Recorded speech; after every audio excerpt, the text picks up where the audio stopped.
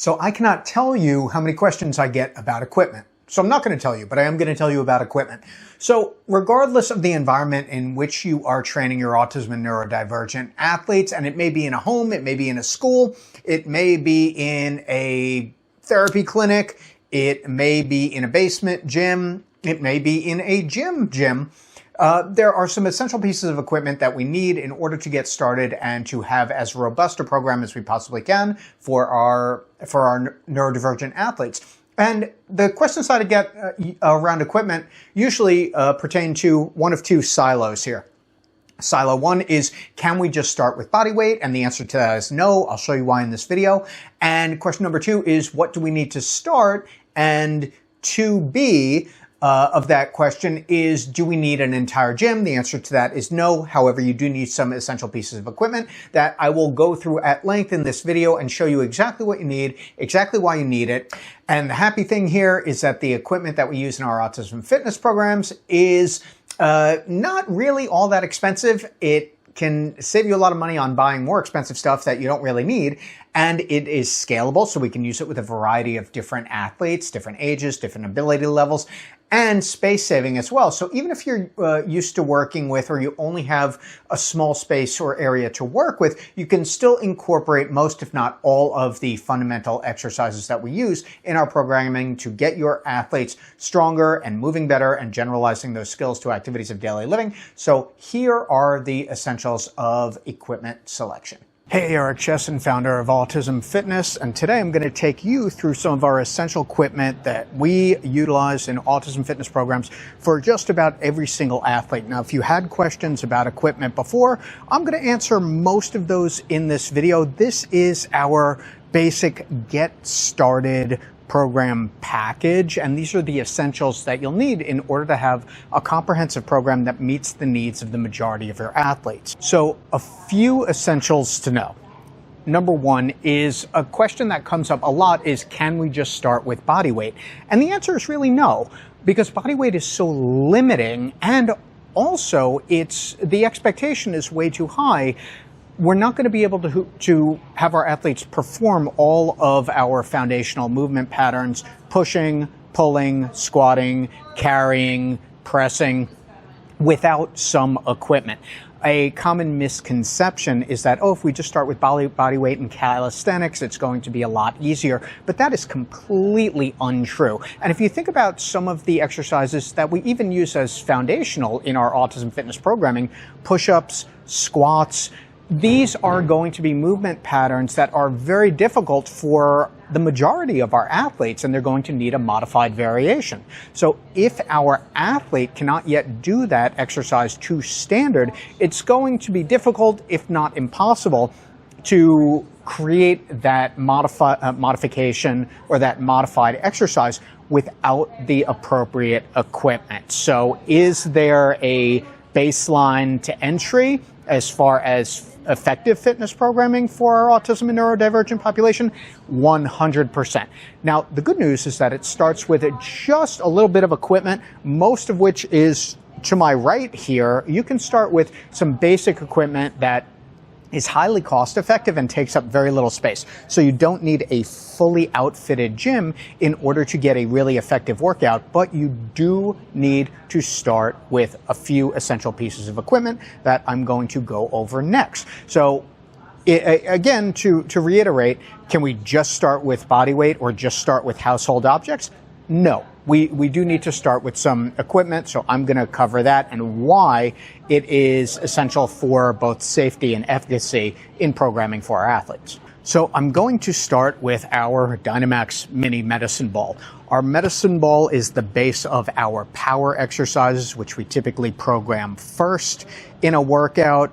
For most of our athletes, power is essential because it teaches our athletes to produce force and velocity while stabilizing with their lower body. So you think about some daily living activities such as pushing open a heavy door or tossing trash into a garbage bin. You need to use power for that. So that is how our medicine ball throws generalize into those activities of daily living, or ADLs. So the Dynamax medicine ball I love because it is soft, and the mini ball is a 10-inch diameter. So it is easier to catch, and whether you are working with a 6-year-old or a 16-year-old or a 60-year-old, this diameter is appropriate for our push throws, for our overhead throws, for our scoop throws. I find that the larger or standard medicine ball is too big, and I highly caution against using a hard rubber medicine ball. I get this question a lot. Can we just use the medicine balls that we have? My answer to that is a simple no, not if it's going to be one of those hard rubber balls, because that is going to be an immediate safety concern. We don't want our athlete or ourselves as the coach getting hit in the face or in the chest or even on the foot with a hard rubber medicine ball. I much prefer, and we only approve in programming, the softer medicine balls, because this is going to be a practical zero safety concern, and we can use it with a wide variety of athletes, age groups, and ability levels. Sandbells are another big part of our autism fitness programming. If you've never seen one before, it's a neoprene disc that is filled with sand. They come in weights from 2 pounds or 1 kilogram up to, I think they make them up to 50 pounds, which we typically don't use unless we're going to use it for a carry. My go-to weights in the sandbells are the 4-pound or 2 kilogram or the 6-pound or 3 kilogram. We use these for overhead presses. We use them for sandbell slams. And again, they can be used with a variety of different age groups, and we can progress or modify based on that particular athlete's current profile or their baseline skills. Beautiful things about the sandbells is they take the place of dumbbells. They are soft, so there is much less of a safety concern. And unlike a dumbbell, they can be used both for presses and they can be used for slams, so you get a little bit more variety of usage out of the sandbell. There is absolutely a place for dumbbells, and I will say, at the point where we have an athlete who is pressing 8 or 10 or 12 pounds overhead, it most of the time makes sense to progress to an actual dumbbell, whether that's steel or rubber, as long as there is no safety concern there. But the sandbells are great to start with, and they can also fill up a sandbag, which I'll show later, which is essential for our heavy carries. So the sandbells are very versatile, they take up very little space, and they can also be used with a variety of different athlete profiles. Next, we have bands. So we have our long resistance band. This one does not have a handle. We actually use 2 different kinds of bands. We have our non-handle bands, which we typically loop over a squat rack or loop over some type of high anchor, so the athlete can do their pull downs, which is basically like a pull-up except the inverse, to target the lats and the upper back as well. These are very cost effective. They are easily available. You can store this in your pocket, so highly versatile with respect to different environments. If you're traveling and working in home, you can have 20 of these in your bag and they weigh practically nothing. The resistance is going to vary depending on the band. Every company has their own different color, so I won't even get into that. So they do different colors for different resistance levels. The resistance level is going to be somewhat accurate. So right here I have an 1/8 of an inch band, which I believe is about a 20-pound resistance. It depends how much tension is on the band at the time. So I wouldn't necessarily say that a 20-pound band equates to 20 pounds of resistance, but it is a good gauge for where our athlete is at with a band pull down or a band row. Now, when we do our band rows, I tend to use the tubing band because it has handles. You could always attach a handle to this as well, but I like to have the 2 different kinds of bands, and I'll show you why in a moment. So next we have our tube band, a little bit different than the flat band. I like using these for rows the most. The row is one of our essential movement patterns in autism fitness programming, helps the athlete stabilize, develops grip strength, upper back strength, shoulder strength as well. These come in packages, which is great. So right now I have a 20-pound resistance band. Again, that 20 pounds is going to vary because if you have an athlete who is stretching the band out a little bit versus an athlete who's stretching the band out completely, the resistance is obviously going to rely on how much tension that athlete is placing on the band. So 20 pounds, does it really equate to 20 pounds? Maybe not, but at least we can gauge where the athlete is at, whether they need the 20-pound resistance band, the 10-pound, or the 30 or 40.